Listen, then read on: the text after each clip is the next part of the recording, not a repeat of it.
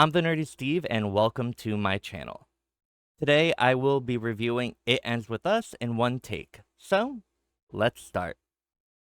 It Ends With Us is a romantic drama about Lily Bloom, played by Blake Lively. She moves to Boston where she meets and falls in love with Ryle, played by the director Justin Baldoni.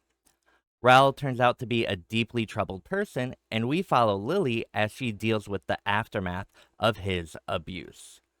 The film is based on the novel of the same name, and I haven't read it. I don't care if it's good or bad or what happens there. I'm judging the movie on its own merits because that is what I watched and know. And my judgment isn't very positive. The movie starts with Lily returning to her childhood home after her father's death and is greeted by her mother, where we listen to some of the most expositional filled dialogue you can imagine. Lily has difficulty writing a eulogy, and her mother advises, just write 5 things you liked about him. We change scenes to the wake, where Lily goes up to the podium, stares in silence at her blank napkin except for the numbers 1 through 5 written on it, and leaves. I guess she did not like her father? But why did she agree to write the eulogy in the first place? This summary is a little bit hyperbolic, but it encapsulates a lot of my problems with the movie as a whole. The dialogue felt clunky. It goes from being obtuse to awkward to excessively vague. It rarely felt natural and often had me going, why did they say that? Or worse, why didn't they say that? Linked to the writing criticism is that I found the acting to be all over the place, not even specifically in quality but in style. Some felt authentic while others felt as if they were presenting a caricature. If they were in separate movies, it might have been fine, but they clashed here. This discordance was a lot, but on top of that, I had a lot of problems with many individual scenes. Their purpose, their composition, their internal logic. For example, Lily is in the process of opening her flower shop, and this stranger comes in and exclaims, I hate flowers. Lily responds in a weirdly underwhelming monologue of why she likes them, and the person goes, oh. Then Lily hires her.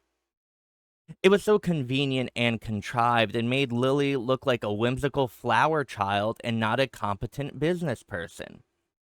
The film has set itself up to be a realistic drama. The hire the first person you see trope jumps out as a different reality from the rest of the movie. I could go into more scenes that didn't work, but instead I'll talk about Amelie.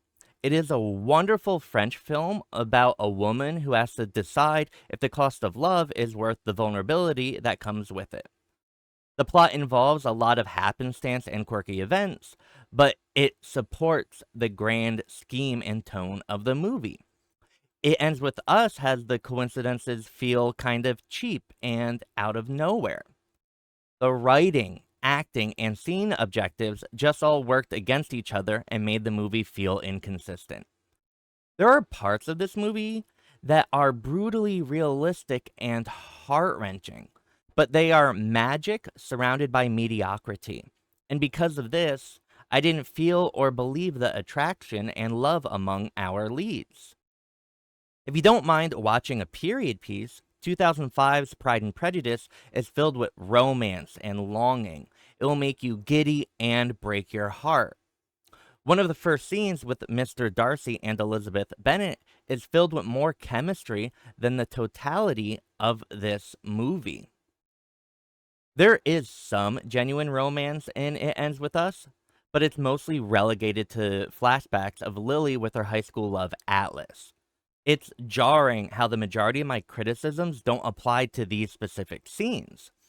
This story is more cohesive and compelling than the main narrative. Eternal Sunshine of the Spotless Mind is a romantic drama that deals with similar themes and uses nonlinear storytelling in a much more engaging way. It has a tighter script, incredible acting, and beautiful visuals. It is a little bizarre, but it does interrogate love and abuse in a unique way. And I don't know what It Ends With Us is exactly trying to say about that.